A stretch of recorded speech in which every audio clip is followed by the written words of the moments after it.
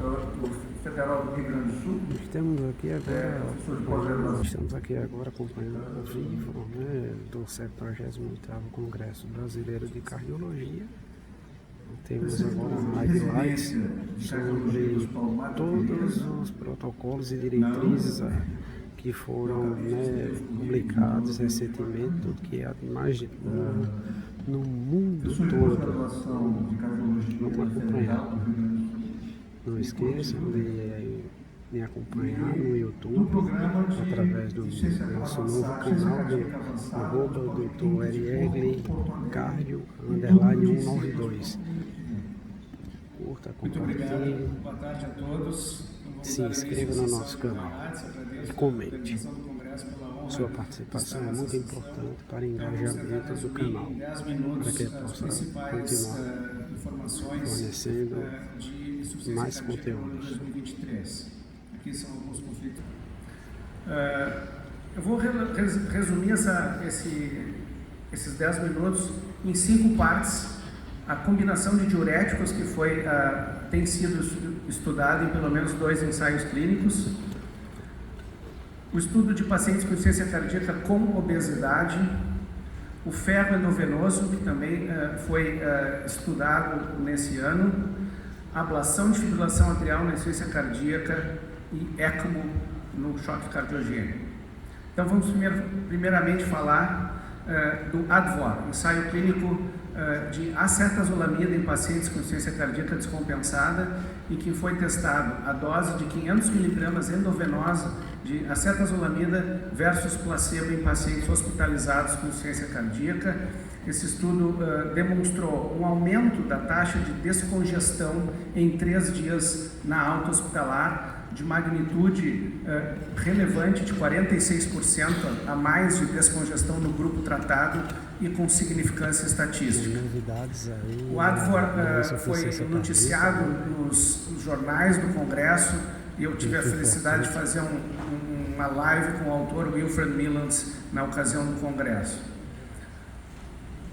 O Chlorotic é um ensaio clínico na mesma linha, que testou desta vez hidroclorotiazida via oral em pacientes com insuficiência cardíaca descompensada, e demonstrou que houve um aumento da resposta diurética e menor peso dos pacientes num período de 4 dias.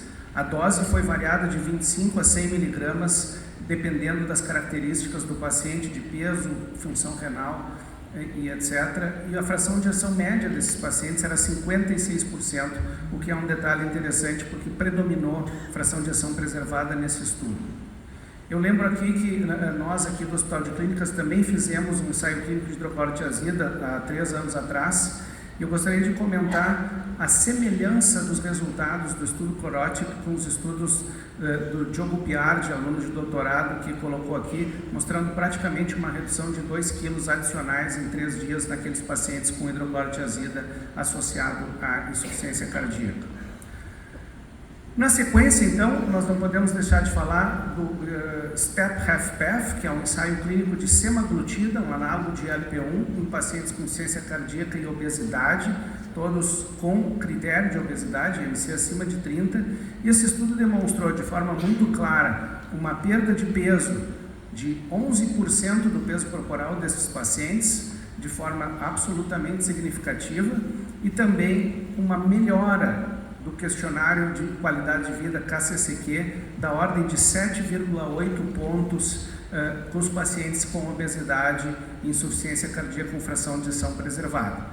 Para que vocês tenham uma melhor ideia do que representa 7,8 pontos no KCCQ, eu fiz aqui uma breve análise olhando essa diferença com outros estudos de CFEP. O TopCat, por exemplo, demonstrou no mesmo questionário uma diferença de 1,5 de melhora em relação ao placebo, estudando espironolactona.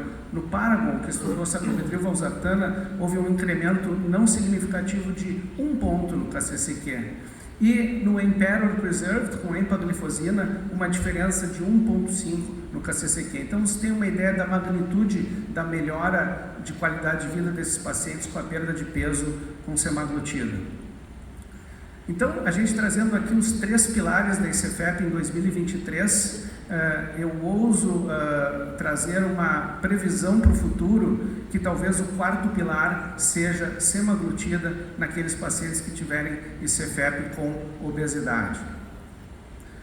Outro assunto bastante debatido neste ano foi a carboximaltose de ferro, um ferro de alta potência endovenoso, e que o maior estudo até agora, que tinha o objetivo de avaliar desfechos duros, que foi o HeartFeed, foi então publicado e demonstrou, vocês vão ir na curva, que não houve qualquer benefício sobre o desfecho composto de morte ou primeira hospitalização por insuficiência cardíaca.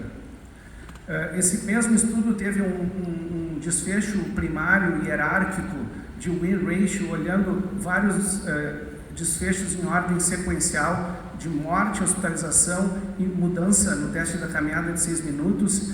E ele alcançou algumas melhorias, de fato não muito relevantes, mas uma melhoria discreta nas mortes, relativamente discreta nas hospitalizações e quase nula, na verdade, no teste da caminhada de 6 minutos, o que ficou, de fato, limítrofe na significância estatística desse estudo. Ele não alcançou a significância estatística nesse desfecho hierárquico sequencial.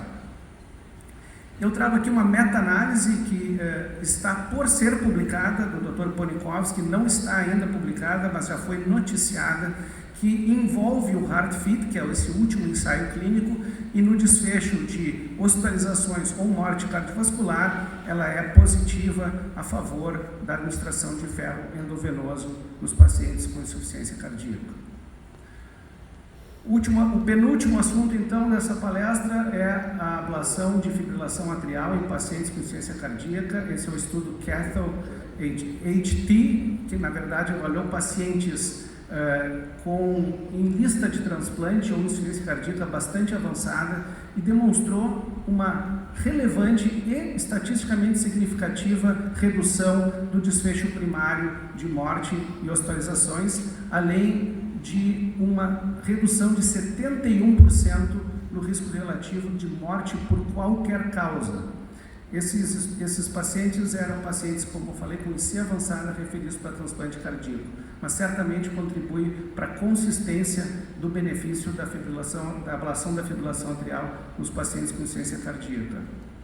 E ainda uma menção aqui ao estudo ECLS Shock, que avaliou 416 pacientes em choque cardiogênico, são 209 ECMOs implantados em centros da Alemanha que têm alta experiência na condução de pacientes com assistência mecânica e demonstrou um risco relativo entre os que receberam ECMO e os que receberam tratamento clínico convencional próximo de 1, ou seja, 0,98. As complicações vasculares e sangramentos moderados a graves foram mais frequentes no grupo do ECMO. Então, senhoras e senhores, a gente tem a lista aqui dos principais tópicos, na verdade, por mim eleitos, mas certamente haviam outros, mas nos diuréticos a gente pode dizer que a notícia do ano é que é um diurético em combinação de diuréticos. O tratamento da obesidade em pacientes com ICFEP é uma real contribuição do STEP-HFpEF. O ferro IV confirmou que o efeito é provavelmente restrito à qualidade de vida, sem efeito no prognóstico e sem efeito na mortalidade. A ablação de fibrilação atrial certamente é um benefício consistente. Cada vez mais nós temos que pensar no benefício de tratar a fibrilação atrial de nossos pacientes. E o ECMO, certamente, baseado nesse estudo, é algo que sai pelo menos da rotina dos nossos pacientes com insuficiência cardíaca. Muito obrigado pela atenção. Obrigado, Dr. Beck.